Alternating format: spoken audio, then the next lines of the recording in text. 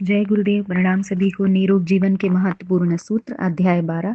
Last topic में हमने पढ़ा था गहनों की अधिकता के बारे में, जो हम कृत्रिम आभूषण, सोने चांदी के आभूषण धारण करते हैं, जिससे कि हमें चोरों के ले जाने का भी भय होता है। और कई बार इतने अधिक आभूषण धारण करने से हम बहुत सारी गंदगी भी जमा कर लेते हैं। तो उसके बारे में बताया गया कि इतने अधिक आभूषणों को धारण करने की आवश्यकता नहीं है। आइए इसी श्रृंखला में आगे बढ़ते हैं। जूतों और मोजों की अधिकता। यदि यह कहा जाए कि जूते और मोजों के पहनने वाले भी पैरों के आराम और सुरक्षा के बजाय फैशन का ही ध्यान रखते हैं, तो इसमें कोई अत्युक्ति नहीं है।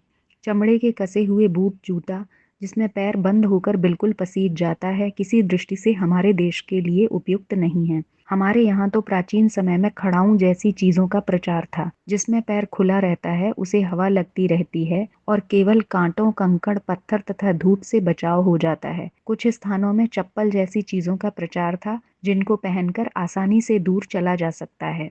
इसमें भी पंजों को पूरी तरह से हवा लगती रहती है और किसी तरह की गंदगी तुरंत दिखाई पड़ जाती है। हमारे समस्त अंगों में पैर ऐसे हैं जो शरीर के भीतरी मैल को सबसे अधिक बाहर निकालते हैं।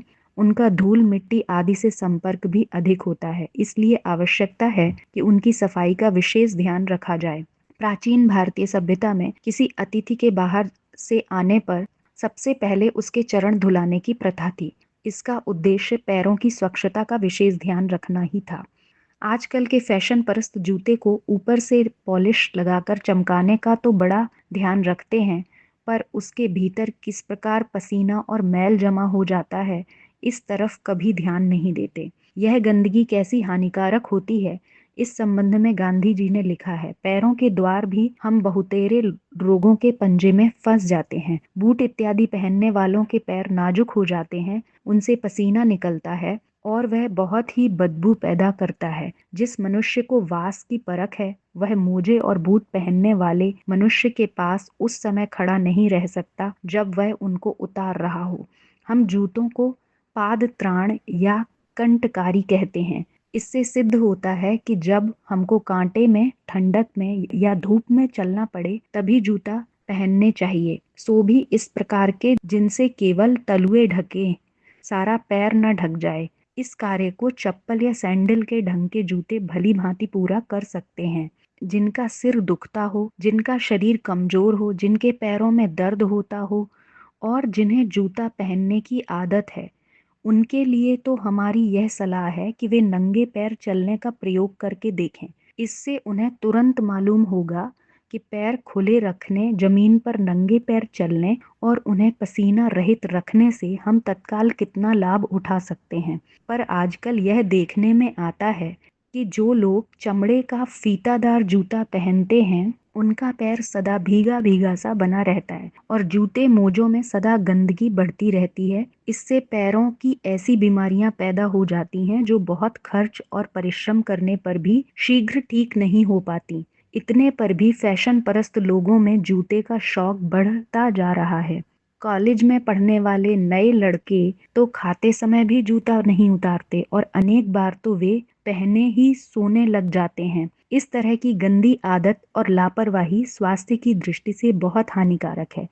यदि जाड़े आदि में मौसम के कारण जूता पहनना भी पड़े, तो चमड़े के बजाय कपड़े का जूता काम में लाना अधिक ठीक रहता है। इसमें एक तो हवा जाने की कुछ गुंजाइश रहती है, पैर दबकर घायल नहीं होते, और एक महत्वपूर्ण बात यह है कि जीव रक्षा, अहिंसा की दृष्टि से भी चमड़े के जूतों से बचना और कैनवास आदि के जूतों का प्रयोग करना उचित है। जो लोग गौरक्षा के पक्षपाती हैं, उनको तो चमड़े का जूता कदापि व्यवहार में नहीं लाना चाहिए, क्योंकि गौवध का मुख्य तथा बहुत बड़ा कारण चमड़े के लिए उनका मारा जाना ही है।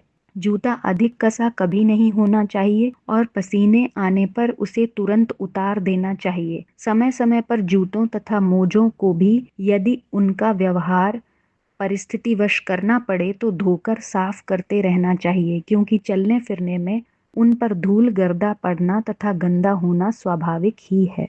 तो आज के टॉपिक में हमने पढ़ा कि हमें चमड़े के जो कसे हुए जूते होते हैं उनका प्रयोग नहीं करना चाहिए, क्योंकि वो हमारे स्वास्थ्य के लिए अच्छे नहीं हैं। उनमें पसीना और मैल जमा होता है, जिससे कि हमारे पैरों से बदबू आने लगती है और उससे गंदगी भी बढ़ती है और बीमारियां पैदा होती हैं। उसके बजाय कपड़े का जूता, अगर हमें ढका जूता पहनना है, या फिर खुला सैंडल या चप्पल जो हम पहनते हैं उसका प्रयोग करें तो अधिक अच्छा होगा। आज के लिए इतना ही। जय गुरुदेव, प्रणाम सभी को।